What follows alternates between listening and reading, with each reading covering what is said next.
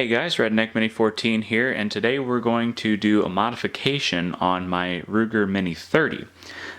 Basically what I'm going to do is just switch out the rear sight. So I have this adjustable GI style aperture that I bought from Tech Sites, and I think you can get these for like $70, $75 basically. I've had this for a while, but I got it directly from Tech Sites.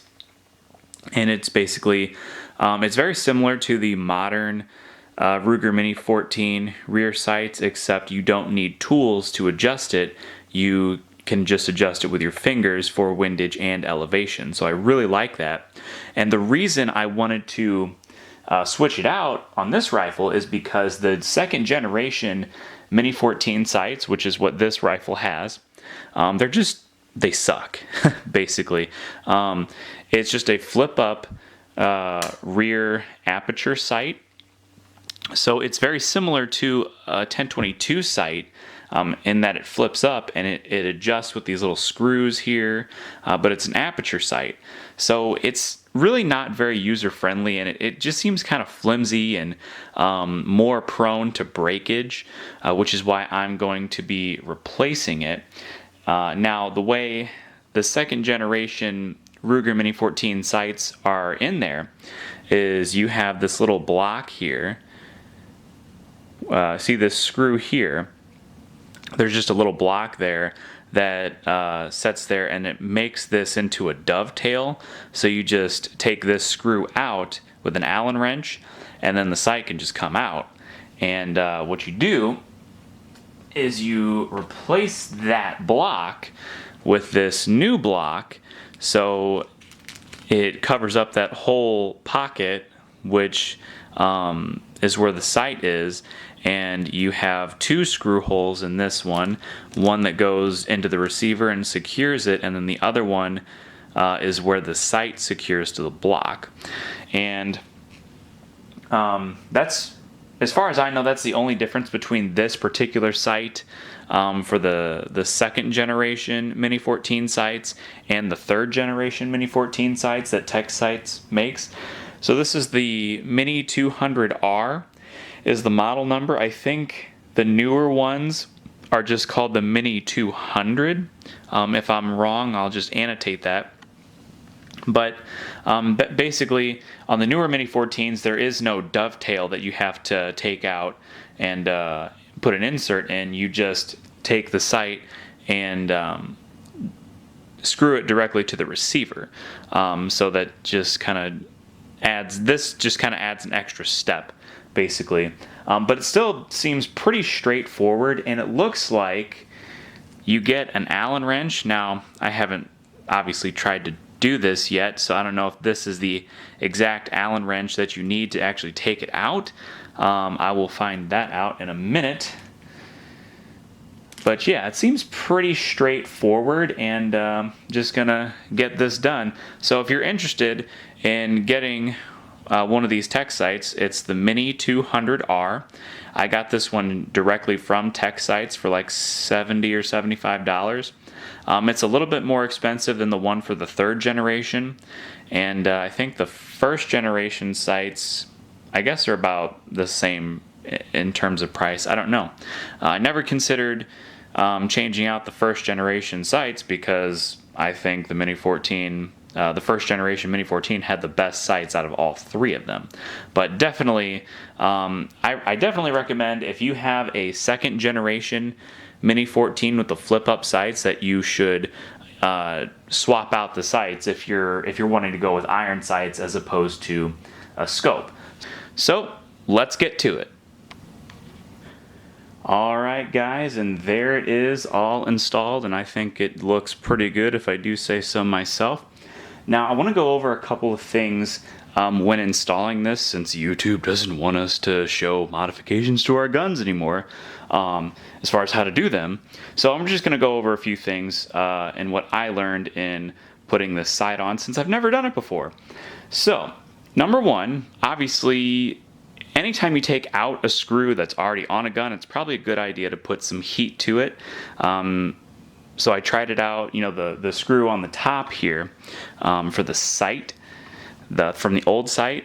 So I couldn't get it out with just the Allen wrench, so I took the stock off, and I also took the heat shield off, and took a heat gun to it. I put it in a vise and took the heat gun to it, and I finally got it to break free with the Allen wrench. I didn't have to like go and get a bigger Allen wrench or a big hex head screwdriver or anything.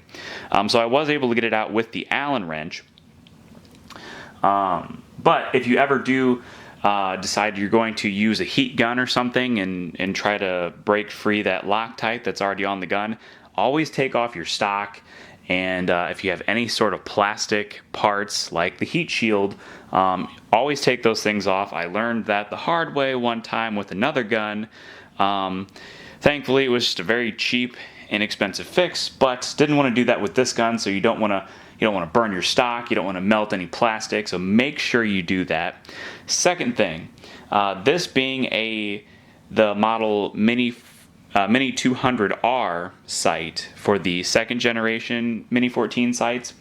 It's the same, like I said this earlier, it's the same sight as they use on the third generation tech sights for the Mini 14, but it has this little adapter thing that you have to put in there.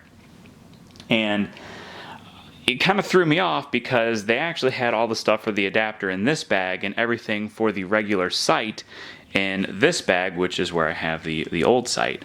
And it just kind of threw me off because there were 3 screws, and I put both of them in here.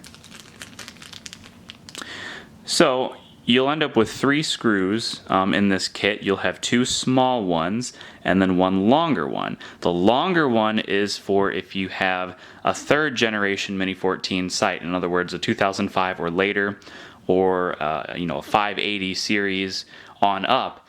That's what this longer screw is for, so you don't need that. It kind of threw me off that there were 3 of them in here.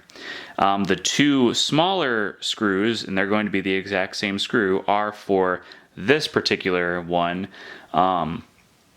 So you put 1 screw into the adapter to screw into the receiver, and then the other screw goes into the sight itself. And there's also this little shim in here. It just looks like a little washer that you may or may not use, because not all Mini 14s and Mini 30s were made to the same exact specs over the years. So there may be a little bit of variation in how the sight works. I didn't even think to use it. So I think it looks okay. I mean, if you look at it from this angle, it is flush to the adapter plate. So it seems pretty solid. So I think that's okay. The reason I have one of the other smaller screws in here is because it just kind of threw me off. I would have thought that you would need 1 long screw and 1 short screw, being that there are 2 different things that you're screwing the screw through. So it just kind of threw me off. If you use this long screw and put it into the receiver, the adapter plate, it's going to go through the receiver and disrupt your bolt. It's going to block the bolt, and you're not going to be able to work the action. So you need to use the 2 smaller screws, not the long screw, if you have this particular setup. If you have a third generation or a 580 series and up, you're not going to get this extra bag at all. With the adapter plate and the 2 screws and the shim, you're not going to get this at all. You're just going to get the longer screw. So if anybody is trying to do this on a rifle like this, that's just a few things that I came across along the way, because I don't think there's anybody that has a YouTube video on how to do this.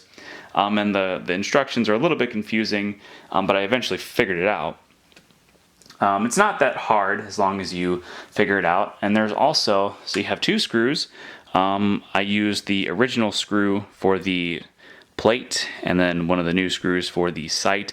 Definitely going to want to put some Loctite in there so it doesn't loosen up and come flying off at some point when you're shooting.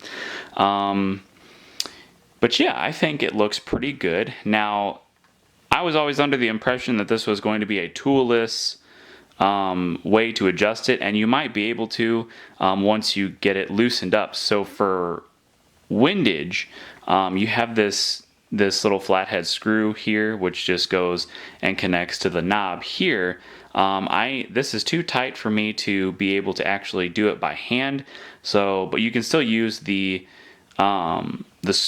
a screwdriver and adjust it. And I imagine over time it'll loosen up and you'll be able to actually use your fingers. But for elevation, you just have this little bitty, very small little dial in order to adjust it. I don't really know how you're supposed to adjust it. It doesn't really say in the instructions how you're supposed to be able to adjust it because it's so small you can't really get your fingers on it. You might be able to take like a little punch and just kind of tap it and turn it that way. I don't know. Hopefully I don't have to adjust for elevation too terribly much. And like I said, the windage will probably loosen itself out if you use a flathead screwdriver and maybe work it a little bit. It might be able to loosen itself up to the point where you can just use your fingers. As far as elevation goes, I'm not very I don't know if you're ever going to be able to do that with your fingers. If anybody has a sight like this, whether it's on a Mini 14 or something, a different kind of rifle that basically has the same setup, let me know. Let me know how you adjust for elevation, because it seems like it's going to be very difficult. But all in all, I think it's a better sight than the original sight that was on it, which was just this little flimsy flip-up sight. I just think it's a much better sight all around, and I still think it's a better sight than what they put on Mini 14s nowadays, because with those ones you have to take like a little Allen wrench and loosen one side and tighten the other side for the windage, and I don't even know if there is an elevation. I don't think there is, to be honest with you.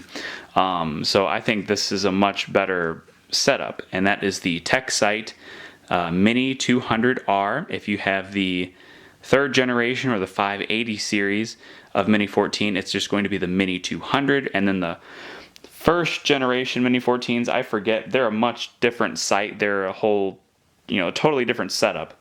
But I definitely recommend, if you're going to switch out the rear sight on a Mini 14 or a Mini 30, try a TechSight, because I think they're a very excellent sighting system. They make them for all different types of rifles, Mini 14s, Mini 30s, 1022s, Marlin 795s, and Model 60s, all those kind of guns and more. So if you're ever looking to change out the iron sights on your rifle, or maybe even your shotgun, I'm not sure, but TechSights is definitely a good company, and they make high quality sights. They're made out of steel. They're not plastic. They're probably not going to break like this one might have, or some other sights on some other rifles and shotguns. So that's the TechSight Mini 200R. On my Mini 30, I think it's definitely a nice improvement to the rifle. I think it's going to be a much better rifle with that particular sight. So subscribe to my channel, like me on Facebook. I'm Redneck Mini 14, and until next time, be safe.